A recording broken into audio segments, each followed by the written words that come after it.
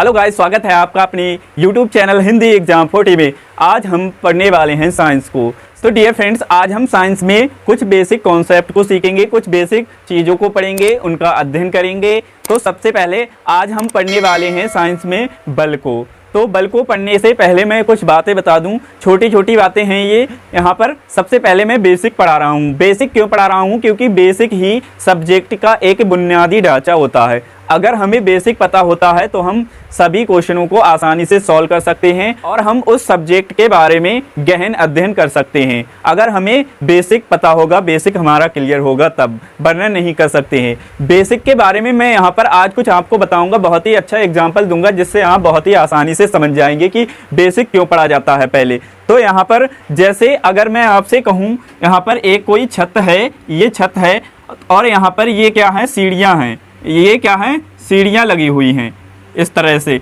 अगर आपको छत पे जाना है, अगर छत पे जाना होगा तो क्या यहाँ पर पहले चढ़ेंगे या यहाँ पर? तो अगर छत पे जाएंगे तो सबसे पहले क्या करेंगे, फर्स्ट सीढ़ी पर चढ़ेंगे, उसके बाद आगे सीढ़ी पर, फिर आगे जितनी सीढ़ी होंगी उनको पार करके हम यहाँ पर पहुँच जाएंगे। तो इसी तरह से ये छोटी छोटी बातें होंगी, छोटे छोटे कॉन्सेप्ट होंगे, इनके द्वारा ही हम अपने सब्जेक्ट का गहन अध्ययन कर सकते हैं। तो ये होता है बेसिक। तो चलिए आज हम पढ़ते हैं बल के बारे में। बल क्या होता है, इसके मात्रक को भी पढ़ेंगे, इसके MKS पद्धति और CGS पद्धति में मात्रक को पढ़ेंगे और इसके सूत्र को भी हम पढ़ने वाले हैं। तो चलिए वीडियो को स्टार्ट करते हैं।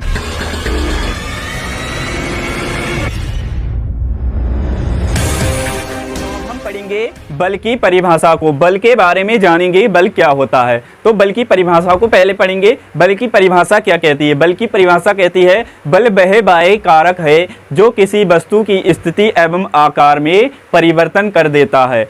बाह्य कारक का यहाँ पर इट मीन्स है एक्सटर्नल फोर्स। कोई बाहर से जब तक हम फोर्स नहीं लगाएंगे तब तक वह उसकी स्थिति और आकार चेंज नहीं होगा। तो ये होता है बल। अब बल की हम परिभाषा को लिखते हैं, फिर इसके कुछ एग्जाम्पल आपको बताएंगे। तो बल की परिभाषा क्या कहती है? तो बल की परिभाषा क्या कहती है? बल की परिभाषा कहती है बल वह बाह्य कारक है जो किसी वस्तु की स्थिति एवं आकार में परिवर्तन कर दे तो वह बल कहलाता है। अब इसका मतलब क्या हुआ, यहाँ पर मैं आपको एग्जाम्पल के तौर पे बताऊँ। जैसे ये मार्कर है, अगर यहाँ पर रखा हुआ है, हम जब तक इसको यहाँ पर उठाएंगे नहीं, अपने बल का प्रयोग नहीं करेंगे, तब तक इसकी स्थिति क्या है, चेंज नहीं होगी। तब तक इसकी स्थिति चेंज नहीं होगी। यही बल है। और एक एग्जाम्पल मैं आपको और बताऊं, ये जैसे छोटी सी बॉल है, यहाँ पर इसकी बताऊंगा आकार के बारे में। ये आकार के एग्जाम्पल के लिए आपको लिए बहुत ही हेल्पफुल होगा। जैसे ये बॉल है, जब तक हम इसे क्या है, बल नहीं लगाएंगे, तब तक क्या है, इसका आकार चेंज नहीं होगा। तो ये होते हैं बल के एग्जाम्पल। इससे आप बहुत आसानी से समझ सकते हैं। तो फ्रेंड्स, आई होप आप समझ पाए होंगे कि बल क्या होता है। अब हम चलते हैं इसके फार्मूले की तरफ। इसके फार्मूलों को कैसे हम डिफाइन कर सकते हैं, कैसे हम प्रूव कर सकते हैं। तो चलिए चलते हैं, अब इसके फार्मूले को कैसे फाइंड आउट करते हैं। तो डियर फ्रेंड्स, अब हम सूत्र को फाइंड आउट करेंगे, बल के सूत्र को। तो ये क्या कहता है? ये कहता है एक निश्चित द्रव्यमान पर लगाया गया बल F द्रव्यमान M व त्वरण A के अनुक्रमानुपाती होता है। तो ये कहता है कि कोई भी बल होगा, हम जब उस पर एक निश्चित द्रव्यमान पर लगाएंगे तो वह क्या होगा, द्रव्यमान M और त्वरण A के अनुक्रमानुपाती होता है। तो चलिए कैसे होता है उसे अब सीखते हैं। तो अब हम इससे ही बल के फार्मूले को फाइंड आउट करेंगे।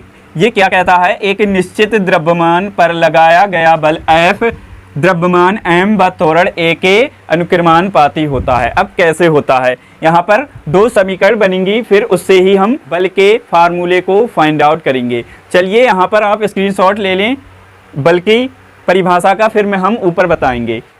चलिए अब हम ऊपर इसे सिद्ध करते हैं, कैसे प्रूव करते हैं। तो इस परिभाषा के ही हिसाब से हम बहुत ही आसानी से प्रूव कर सकते हैं। F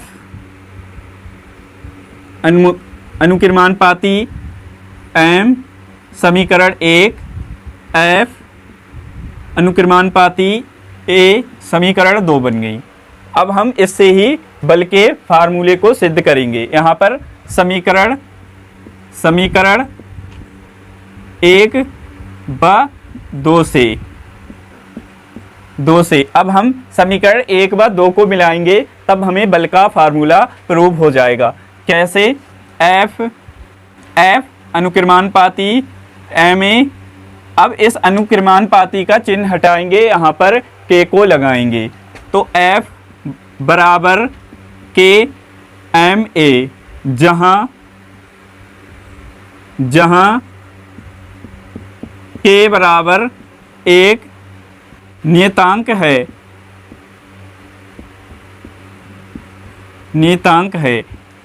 अगर हम यहाँ पर K 1 रख दें तो हमें फार्मूला प्राप्त हो जाएगा F बराबर ma।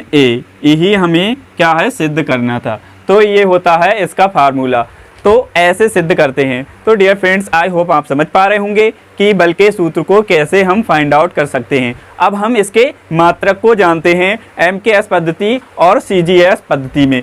चलिए यहाँ पर आप स्क्रीनशॉट ले लें, मैं इसे रफ करता हूँ, फिर हम आगे बताएंगे MKS पद्धति और CGS पद्धति में इसके मात्रक क्या होते हैं। तो अब हम जानते हैं इनके मात्रक क्या होते हैं MKS पद्धति में और CGS पद्धति में। अगर हम MKS पद्धति की बात करें तो बल का मात्रक होता है क्या, न्यूटन होता है। ये इसका एक साधारण मात्रक है, मोस्टली यही यूज होता है हर जगह। और अगर इसके और मात्रक की बात करें तो इसका मात्रक होता है, क्या होता है, किलोग्राम इनटू मीटर प्रति सेकंड स्क्वायर। यहाँ पर MKS का मतलब मैं आपको बताऊं तो यहाँ पर M से हुआ मीटर और K से हुआ किलोग्राम और S से यहाँ पर हुआ सेकंड। और यहाँ पर CGS में बात करें तो C से हुआ सेंटीमीटर, G से हुआ ग्राम और S से हुआ सेकंड। तो यहाँ पर इसका मात्रक क्या होता है, न्यूटन होता है। और यहाँ पर अगर बात करें तो इसका मात्रक क्या हो जाएगा, किलोग्राम की जगह ग्राम हो जाएगा, ग्राम इनटू, अब यहाँ पर मीटर की जगह सेंटीमीटर